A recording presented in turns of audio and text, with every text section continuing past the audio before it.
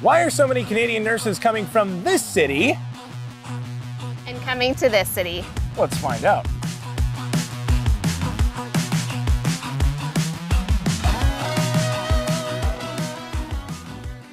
So an interesting thing about Canadian healthcare is that we're always hearing about staff shortages. There's not enough doctors, there's not enough nurses, and it's clogging the system up. People aren't getting care in time.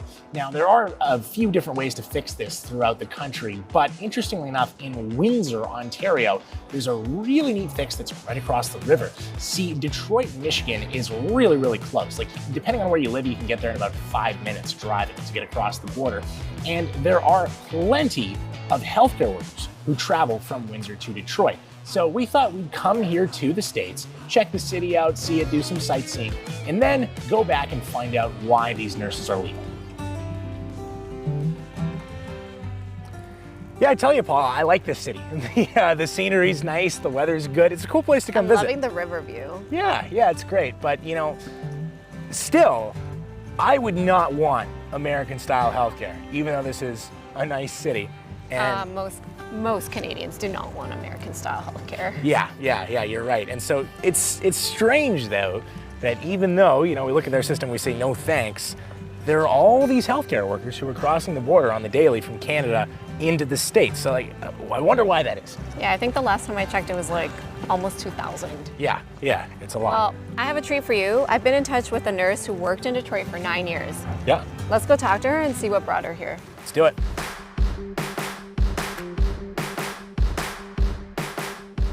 Can you just tell us a little bit about initially why you went over to work in Detroit as a nurse? So when I graduated in 2015, all of the positions that were available in Windsor were part-time. I was kind of advised that if I accepted any of the positions that I'd likely get full-time hours, but none of the protection or benefits of a full-time job. And looking over at Detroit, there was literally pages of jobs and all, you know, full-time, part-time, whatever you wanted. And I very quickly was offered a full-time position in Detroit. And it just, you know, basically I had to decide if full-time with benefits was important enough to make the decision to cross the border. And ultimately it was, you know, because I did go back to school as a mature student with 3 kids. So it was important for me to start working full-time again, like as fast as I could. Mm-hmm. So really it was just options. I just didn't have the option in Windsor to get full-time. Yeah, it's unfortunate because it's a 4-year degree and it's not an easy degree. And so when you're done, you kind of expect it'll be a career, and most careers are full-time. You know, this isn't like, you know, money to go to the movies or go to the mall. Like when I was younger and got part-time jobs, that seemed reasonable. But as a nurse, I think there should be more full-time available. Obviously, you want to be diverse, and some people prefer part-time, but to not be able to get full-time at all, and to basically be told not to expect full-time without kind of paying your dues by working up to several years part-time before an opening for full-time even comes available. Wow. It's very ironic because there's like a healthcare crisis and a major nursing shortage. So wouldn't they be like begging nurses to work full time? I mean, it seems like maybe it shifted a little since 2015. But yeah, even then I think we needed nurses. Mm-hmm. So absolutely. I don't know if it's just because they managed to get enough that they didn't feel they had to improve the situation. But yeah, it's kind of it doesn't make sense when you've got this finite number of people that are qualified for this job and you're still not treating them as well as you should. I think kind of what I'm picking up here is that, like, it really just goes to show how important choice is. Like, for we talk about all the time how choice is important for patients, but for right. healthcare providers as well, right? Like, if you had a choice to, you know, get full-time hours here in Windsor. Yeah. You know, whether it was with, you know, correct me if I'm wrong, but like whether it was with a hospital or a private clinic or something like that, yeah. you would have stayed here in Windsor, right? Yeah, I would have. I wanted to be I wanted to work in Windsor. That was always sort of what I expected would happen. Yeah, I would have done the same thing if I were in your shoes. And actually, a lot of other nurses are doing the same thing because we looked into this and there's around 2,000 Ontario nurses. probably mostly from this area, crossing into Michigan to work. Yeah, I definitely worked with a lot of them.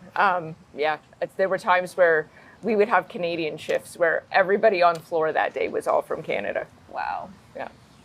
So We got to get them back. Did they give you pancakes and maple syrup on lunch break that day? No, but we brought over ketchup chips and made friends with everyone in the hospital. Yeah, that's the thing. They don't have that over there, eh? They don't have ketchup chips. They don't have Mr. Big. They don't have coffee crisp, butter tarts. Butter tarts are the easiest thing to make, and I used to bring them over, and people would lose their minds. It was like a currency over there. That's great. So what'd you think of the interview, Paula? I thought it went really well. Lots of good insights, and I love that there's a Canadian shift in Detroit.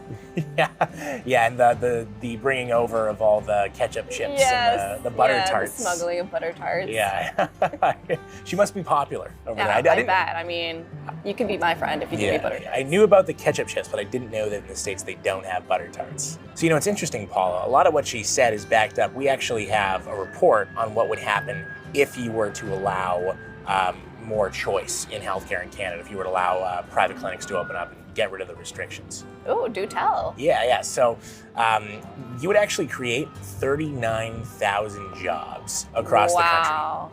We could keep all those nurses here. Yeah, pretty much. I mean, we've got 2,000 just here in Ontario who are going down to work in Michigan. And if you extrapolate that across the whole country, that's a lot of people who might want to leave to the States, or maybe even go work in another profession if they can't find the shift they want. I'm sure this is happening in border towns across the country. Yeah, and so they can stay in that profession and provide healthcare to Canadians instead of going elsewhere. Sounds like you think it's a pretty good idea. I guess the question is, do other Canadians think it's a good idea? Well, the answer to Paula's question is yes. We hired Leger to poll Canadians about this issue, and they found 61% support keeping the public system, but allowing people to pay privately if they want to. Leger also found that 53% under the age of 54 were interested in buying private health insurance. Each time someone does decide to pay, this would take a lot of pressure off of our public system. While in Windsor, we wanted to hit the streets to ask everyday people what they think, but unfortunately, we got rained out. Before that, though, I did get a chance to talk to one gentleman who was very much on board. I think, that there should be a system here that is more like it is in Europe, where there's a dual system, where there's a public and a private system. And I know a lot of people don't want the private system because they think that the doctors will not be the good doctors won't be in the public system anymore, but I think that that's the easiest thing to fix. All you have to do is tell the doctors that are in the private system that they have to work a certain amount of hours in the public system. And then you have the good doctors in the public, and you're offloading all of the costs by having the private system there too. Well, we're back at the hotel now. I am just about ready for bed. It's been a long week, very busy, but it's been a lot of fun too, and we've learned a lot. I really think the big takeaway is that when you keep the universal system, but allow people to pay for private options if they want to, it's not only a good thing for patients, it's good for healthcare staff as well. Absolutely, and if you want to learn more about healthcare reform, you can visit secondstreet.org.